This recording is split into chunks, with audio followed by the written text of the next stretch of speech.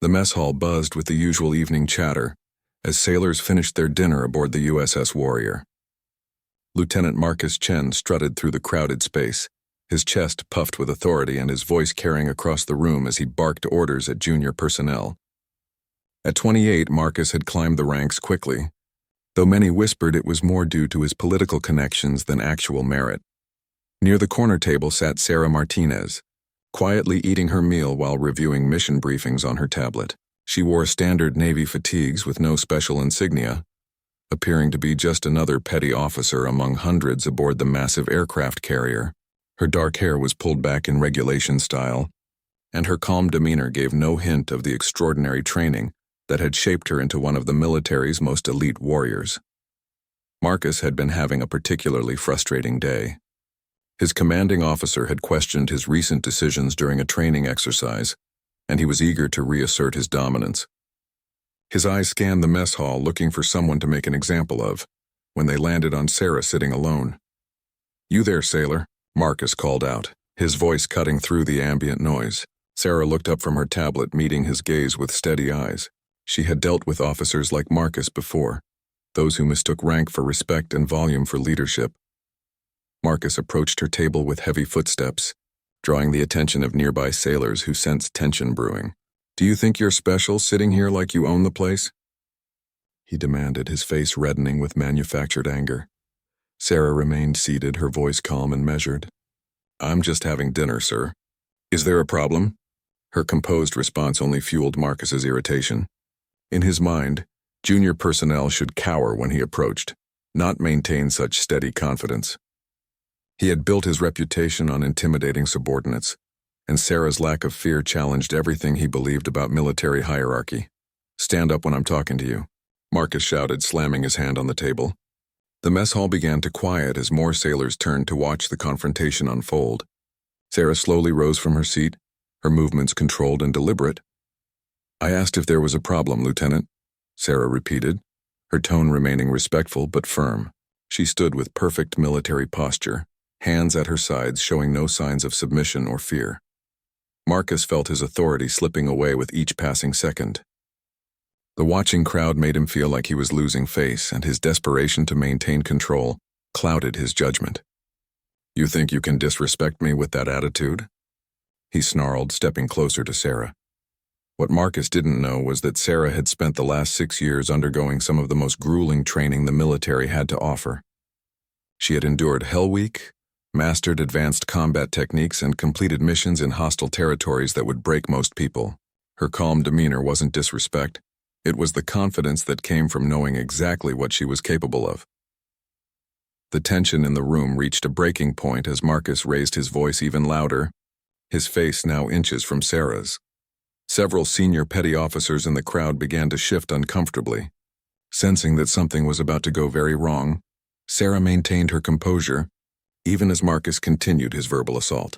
She had faced enemy combatants in life-or-death situations with less emotion than she was showing now. Her training had taught her to remain calm under pressure, to think clearly when others lost control, and to never reveal her true capabilities until absolutely necessary. The mess hall had fallen almost completely silent now, with hundreds of eyes focused on the confrontation. Marcus felt the weight of all those watching stares and knew he had passed the point of no return. His pride demanded that he follow through with whatever action would restore his perceived authority. As Marcus drew back his hand, Sarah's mind automatically shifted into threat assessment mode. She calculated distances, identified potential weapons, and prepared multiple response scenarios, all while maintaining her outwardly calm appearance. The lieutenant had no idea that he was about to make the biggest mistake of his military career. The crack of knuckles against jaw echoed through the silent mess hall like a gunshot. Marcus had swung with all his strength, expecting to see Sarah crumple to the floor in submission. Instead, she absorbed the blow with barely a flinch, her head turning slightly with the impact before slowly rotating back to face him with those same steady eyes. A collective gasp rose from the watching crowd. Several sailors instinctively reached for their phones, though recording incidents like this was strictly forbidden. The shock on everyone's faces wasn't just from witnessing an officer strike an enlisted person. It was from seeing someone take such a powerful hit and remain standing as if nothing had happened. Marcus stared at Sarah in disbelief, his hand still stinging from the impact. He had expected tears, pleading or at least some sign that his authority had been established. Instead, Sarah simply worked her jaw slightly, testing for damage before returning to her relaxed stance. "Feel better now, Lieutenant?" Sarah asked quietly, her voice carrying just enough volume for the nearest tables to hear. There was no anger in her tone, no threat, just a simple question that somehow made Marcus feel smaller than any screaming match could have. The lieutenant's mind raced as he tried to process what had just happened. In his experience, striking someone was the ultimate display of dominance. It was supposed to end conflicts, not create this strange standoff where he felt more powerless than before. Chief Petty Officer Rodriguez, who had been eating dinner at a nearby table, slowly stood up.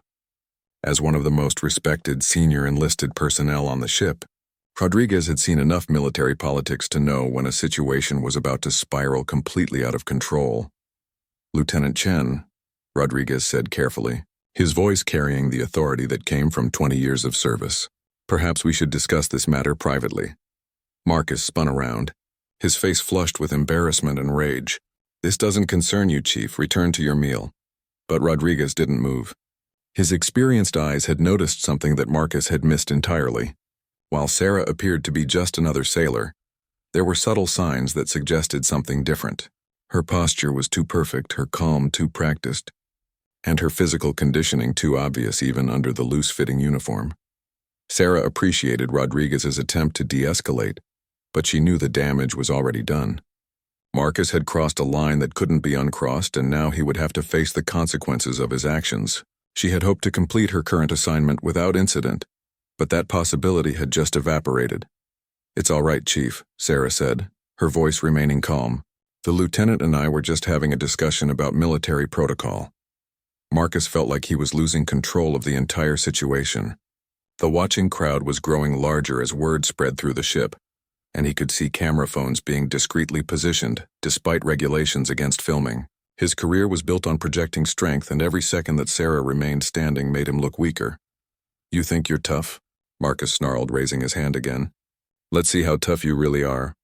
This time Sarah's expression changed slightly. The calm remained, but something deeper flickered in her eyes, something that made Chief Rodriguez take an involuntary step backward. It was the look of someone who had been pushed past their breaking point, not by the physical assault, but by the lieutenant's complete inability to recognize when he should stop. "Lieutenant," Sarah said quietly, "I strongly advise you to reconsider your next action." But Marcus was too far gone to hear the warning in her voice. His pride demanded satisfaction, and he was convinced that one more show of force would restore his authority. He had no idea that Sarah had been holding back not out of fear or respect for rank, but out of genuine concern for his well-being.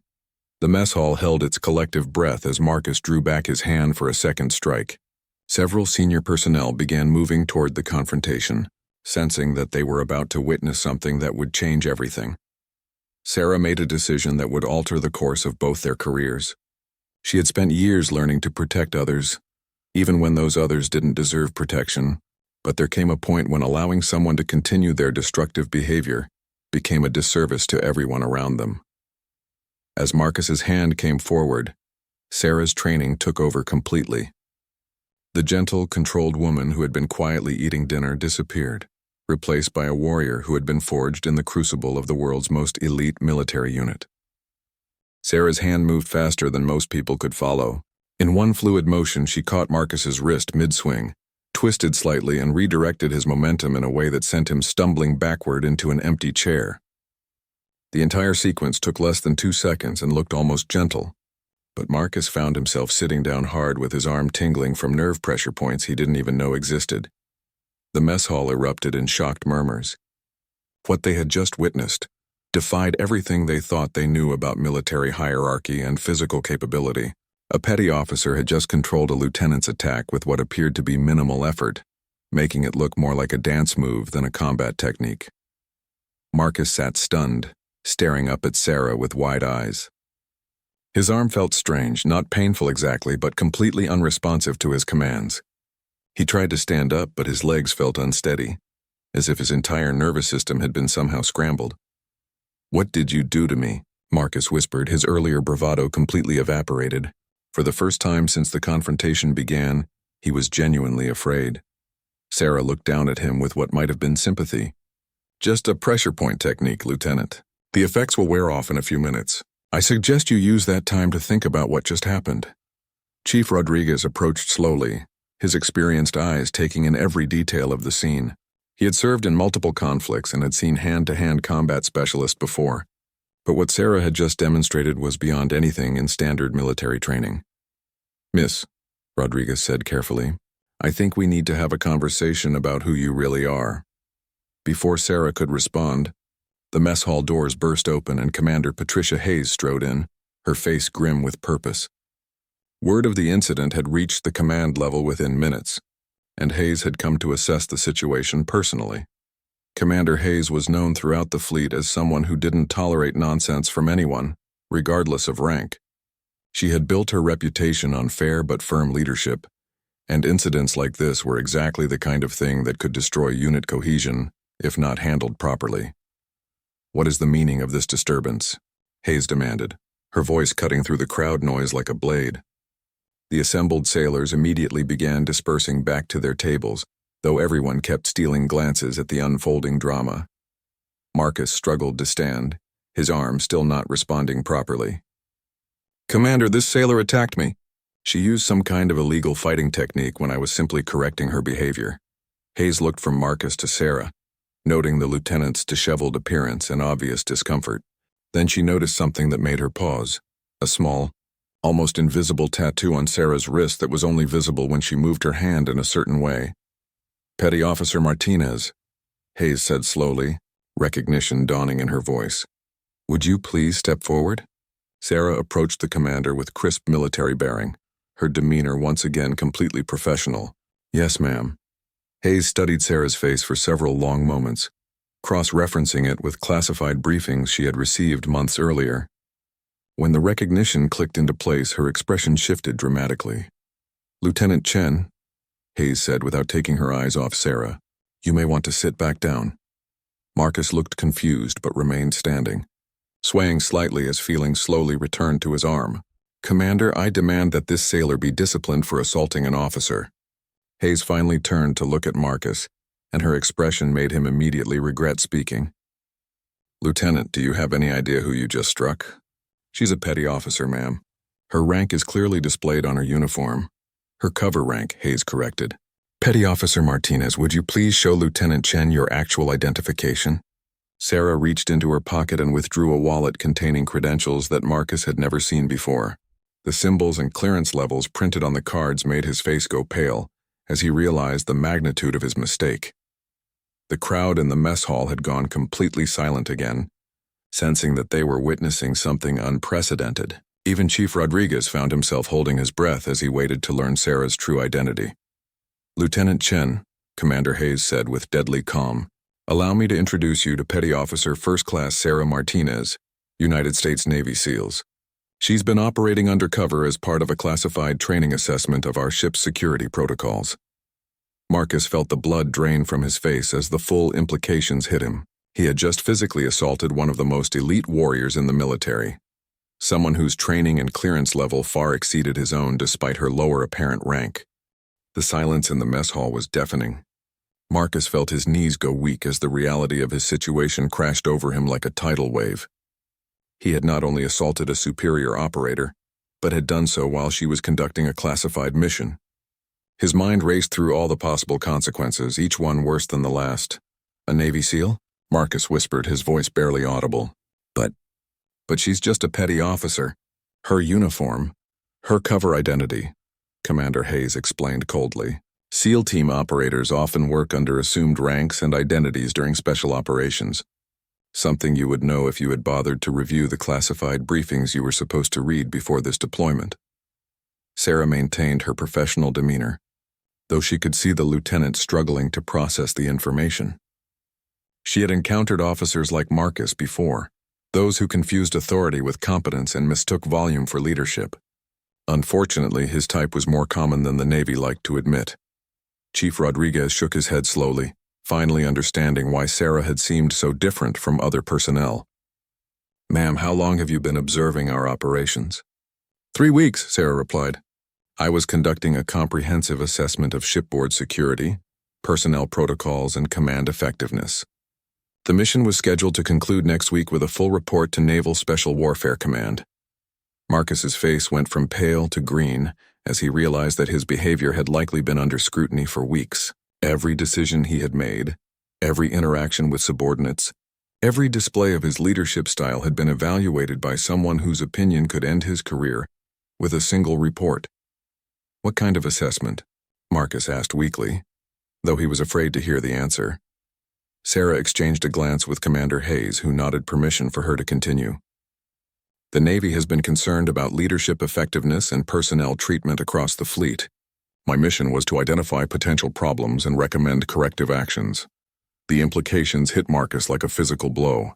Not only had he assaulted a Navy SEAL, but he had done so while she was specifically evaluating his fitness as a leader. His entire career had just collapsed in the span of 5 minutes.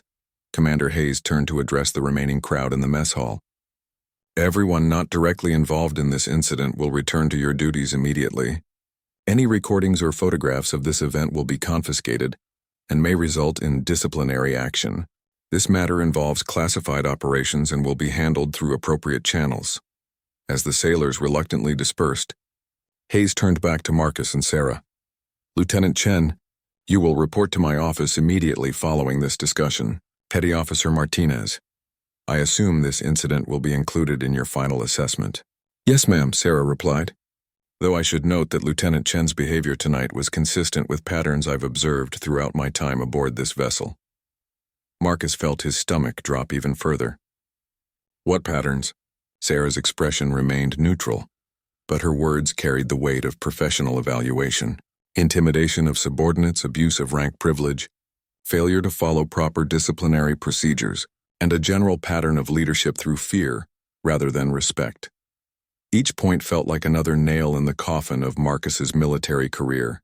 He had worked so hard to project an image of strong leadership, never realizing that his methods were actually being cataloged as examples of everything wrong with modern military culture. "However," Sarah continued, "I should also note that until tonight, Lieutenant Chen's actions, while problematic, remained within certain boundaries. The physical assault represents a significant escalation that crosses clear legal and ethical lines." Commander Hayes nodded grimly. "The striking of any personnel is grounds for court-martial, but assaulting a special operations member during a classified mission adds federal charges to the situation." Marcus finally found his voice, though it came out as barely more than a whisper. "What happens now?" "Now," Hayes replied, "you face the consequences of your actions. Naval Criminal Investigative Service will conduct a full investigation. Your security clearance will be suspended pending review, and depending on Petty Officer Martinez's recommendations and the NCIS findings, you may face criminal charges in addition to military discipline." The lieutenant looked at Sarah with desperate eyes. "I didn't know." "If I had known who you were..." Sarah's expression softened slightly, though her voice remained firm. "Lieutenant, the problem isn't that you didn't know I was a SEAL. The problem is that you thought it was acceptable to strike anyone under your command. My rank and training are irrelevant to the fact that you physically assaulted a subordinate." The truth of her words hit Marcus harder than her earlier defensive technique had. She was right. He had convinced himself that his behavior was justified by military hierarchy, but no rank gave him the right to assault another person.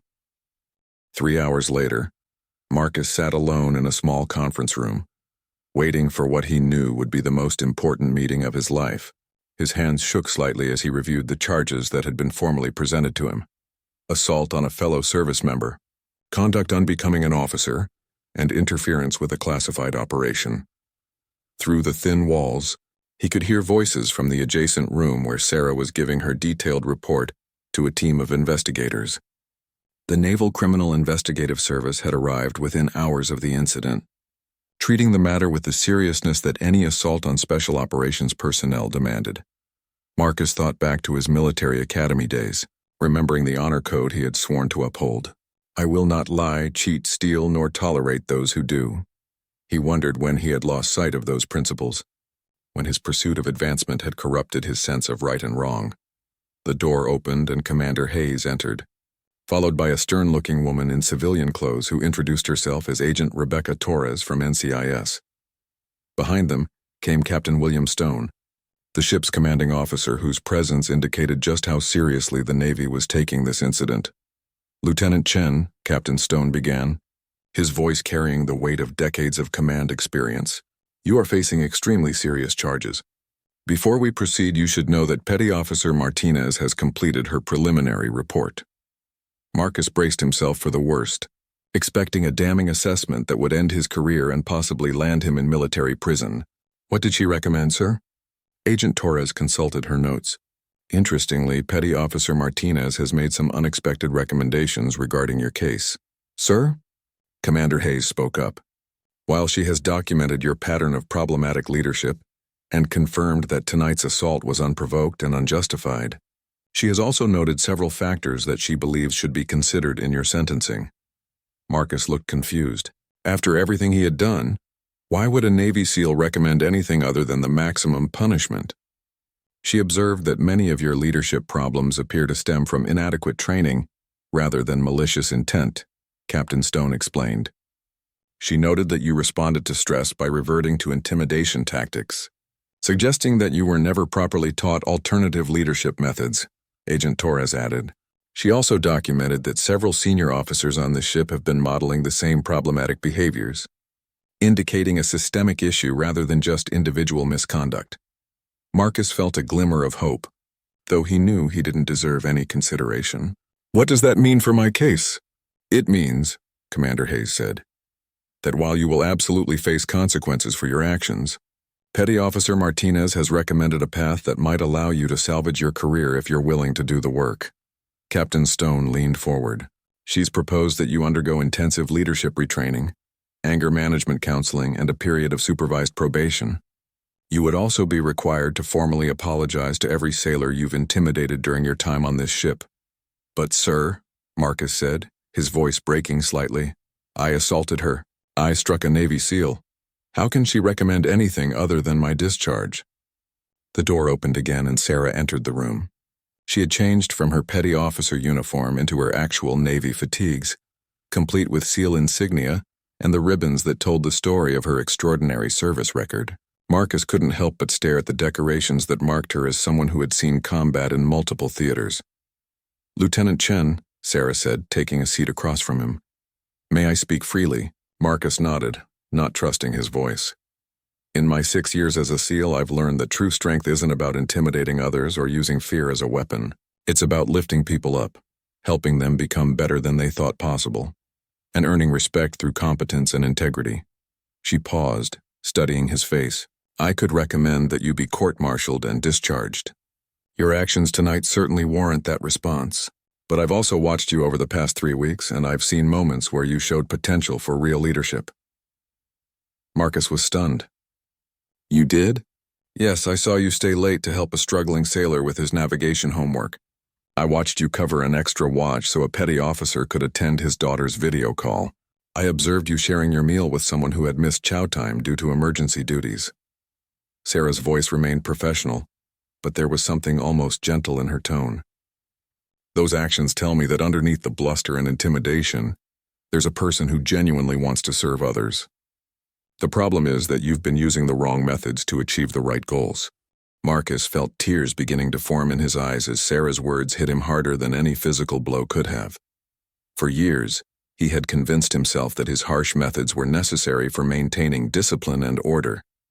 He had never considered that his approach might be fundamentally wrong, or that there were better ways to lead. "I don't understand," Marcus said quietly. "After what I did to you, why would you give me a second chance?" Sarah leaned back in her chair, her expression thoughtful. "Because second chances are what the military is supposed to be about. We're all here to serve something bigger than ourselves, and sometimes that means helping people become better than they currently are." Captain Stone interjected. "However, this second chance comes with strict conditions. You will be reduced in rank to lieutenant junior grade, effective immediately. You will forfeit 2 months' pay as financial punishment for your assault, and you will spend the next 6 months under direct supervision while completing the rehabilitation program Petty Officer Martinez has outlined." Agent Torres added, You will also face a formal reprimand in your permanent record, and any future incidents of misconduct will result in immediate discharge and possible criminal prosecution. Marcus nodded eagerly, grateful for any opportunity to redeem himself. I'll do whatever is required. I understand that I've made terrible mistakes, and I want to learn how to be better. Commander Hayes placed a thick folder on the table. This is your rehabilitation curriculum. It includes leadership courses, conflict resolution training, anger management sessions, and regular psychological evaluations. You'll also be assigned to work directly under Chief Rodriguez, who will provide daily feedback on your progress. Additionally, Sarah said, you'll be required to participate in a restorative justice process with every sailor you've intimidated or mistreated. This isn't just about apologizing. It's about understanding the impact of your actions and making genuine amends. Marcus looked at the folder with a mixture of dread and hope. The program looked intensive and challenging, but it represented something he had never expected, a path back to the officer he had always wanted to be. Petty Officer Martinez, Marcus said, his voice barely above a whisper. I know I don't deserve your forgiveness, but I want you to know that I'm truly sorry, not just for hitting you, but for everything. For the way I've treated people, for the example I've set, for forgetting what it means to serve others. Sarah studied his face carefully, looking for signs of genuine remorse versus mere self-preservation. What she saw convinced her that her recommendation had been correct. This was someone who could change if given the proper guidance and motivation. Lieutenant, she replied, your apology is a start, but words are just the beginning. Real change requires sustained action over time.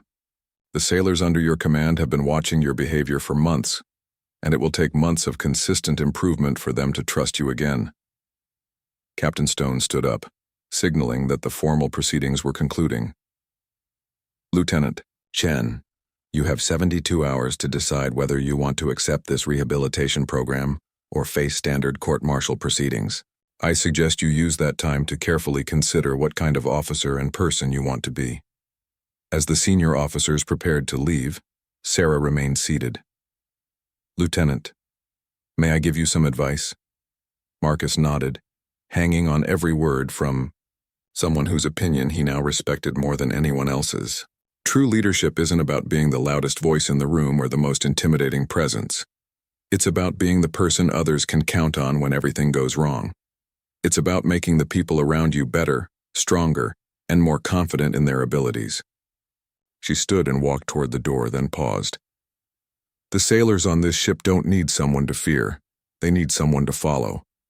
If you can learn the difference between those two things, you might actually become the leader you always thought you were. After everyone had left, Marcus sat alone with the rehabilitation folder, finally beginning to understand the magnitude of both his failures and his opportunity. For the first time in years, he felt like he had a clear path forward, even though he knew it would be the most difficult journey of his life. Outside in the corridor, Sarah walked alongside Commander Hayes toward the classified briefing room, where she would complete her final assessment report. The incident with Lieutenant Chen would certainly be included, but it would be just one, part of a comprehensive evaluation of the ship's leadership culture. 6 months later, the USS Warrior pulled into San Diego Harbor after completing a successful deployment in the Pacific. The ship that returned was noticeably different from the one that had departed, and much of that change could be traced back to a single confrontation in the mess hall that had transformed 2 careers and countless lives. Lieutenant Junior Grade Marcus Chen stood on the bridge, reviewing final approach procedures with a calm professionalism that would have been unrecognizable to anyone who had known him before his rehabilitation. The angry, intimidating officer who had ruled through fear had been replaced by someone who led through competence and genuine care for his sailors. The transformation hadn't been easy. The first month of his rehabilitation program had been the most humbling experience of his life. Sitting through anger management sessions, listening to sailors describe how his behavior had affected them, and learning new leadership techniques had forced him to confront uncomfortable truths about himself. Chief Rodriguez approached with the daily duty roster, noting with satisfaction how Marcus reviewed it carefully and asked thoughtful questions about personnel assignments. Lieutenant Seaman Johnson is ready for his leadership evaluation. He's shown remarkable improvement since you started mentoring him. Marcus smiled, remembering how Johnson had been one of the sailors he had previously intimidated. Now, through patient guidance and encouragement, the young man was developing into a promising petty officer candidate. Schedule his evaluation for next week. I think he's ready for additional responsibilities. Down in the ship's administrative offices, Sarah Martinez was completing her final reports before transferring to her next assignment. Her comprehensive assessment of the USS Warrior had resulted in significant changes throughout the fleet, with new leadership training programs being implemented across all Navy vessels. Commander Hayes entered Sarah's temporary office, carrying a folder with official orders. Your next assignment is confirmed. SEAL Team 7 is lucky to have you back. Sarah looked up from her computer where she was finishing her recommendations for the ship's continued improvement. Thank you, ma'am. It's been an honor working with this crew. What's your overall assessment of the changes we've implemented? Hayes asked, genuinely curious about Sarah's professional opinion. Remarkable improvement, Sarah replied, not just with Lieutenant Chen, but across all levels of leadership. The mentorship programs, the conflict resolution training, and the emphasis on servant leadership have created a much healthier command climate. Hayes nodded approvingly. And Lieutenant Chen specifically? Sarah considered her words carefully. He's become the kind of officer I would want leading my fellow SEALs. His transformation has been genuine and sustained. More importantly, his sailors respect him now instead of fearing him. Later that evening, as the ship prepared for its final night at sea, Marcus found himself in the same mess hall where his old life had ended, and his new one had begun. He was helping Seaman Thompson with navigation homework, patiently explaining concepts that the young sailor was struggling to grasp. Sir, Thompson said, I wanted to thank you for being so patient with me. I know I'm not the fastest learner. Marcus looked at the earnest young man and remembered how he would have responded to such a comment 6 months ago, probably with impatience and criticism. Thompson, everyone learns at their own pace. The important thing is that you keep trying and asking questions when you need help. As Thompson returned to his studies, Marcus noticed Sarah entering the mess hall. She had shed her cover identity weeks ago, and now wore her SEAL insignia openly, earning the respect and admiration of everyone aboard. Marcus stood as she approached his table. Petty Officer Martinez, he said formally, though there was warmth in his voice. Lieutenant Chen, she replied with a slight smile. I heard about Johnson's promotion recommendation. That's excellent news. He earned it through hard work and dedication. I just provided guidance when he needed it. Marcus paused, then added, something I learned from watching the best leaders on this ship. Sarah took a seat across from him, noting how different this conversation felt from their first encounter in this same space. I'm transferring back to my team tomorrow. I wanted to say goodbye and tell you how proud I am of the work you've done. Marcus felt a mixture of gratitude and sadness. Sarah had become not just a mentor, but someone he genuinely respected and looked up to. I owe you everything. You could have ended my career that night, and instead you gave me the chance to become the person I should have been all along. You did the work, Marcus. I just pointed you in the right direction. Sarah's use of his first name marked a significant shift in their relationship. From adversaries to colleagues to something approaching friendship. They sat in comfortable silence for a moment, watching the organized chaos of sailors preparing for the end of deployment. The mess hall buzzed with positive energy and camaraderie that hadn't existed 6 months earlier. Can I ask you something? Marcus said finally. Of course. That night when I hit you, you could have stopped me easily, couldn't you? I mean, before I even made contact, Sarah nodded. Yes, I could have. But sometimes people need to make their mistakes in order to learn from them. If I had stopped you before you struck me, you might have convinced yourself that you weren't really capable of crossing that line. Marcus understood. By allowing him to reveal his true character, Sarah had forced him to confront the person he had become and make a conscious choice about who he wanted to be. As the evening wound down and sailors began heading to their quarters, Sarah stood to leave. Take care of yourself, Marcus, and take care of your sailors. They're lucky to have you now. Marcus stood as well, offering a respectful salute that Sarah returned with crisp precision. As she walked away, he realized that their confrontation had taught him the most important lesson of his military career. True strength came not from the power to hurt others, but from the wisdom to lift them up instead.